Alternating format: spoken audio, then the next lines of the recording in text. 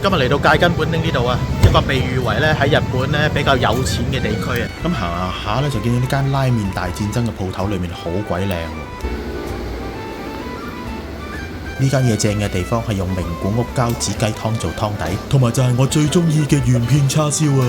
仲有一樣嘢係加半屋唔使錢㗎。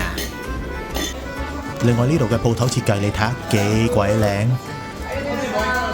我哋兩公婆一個就叫咗一個關西嘅醬油拉麵，另外我老婆中意食洋葱同埋蒜啊，所以就叫咗呢個期間限定嘅燒洋葱醬油拉麵啦噃。嗱，食拉麵呢，就梗係講個麵底同埋啲湯先啦。講個麵底先嗱，佢好滑嘅，又偏粗喎。嗱，佢麵質滑得嚟咧，你見到中間呢，其實有啲一點點嘅麥喺度嘅喎，係好靚好靚㗎。你睇下佢嚿煙燻叉燒幾靚，成塊有炭燒嘅煙燻味道係非常非常之正啊！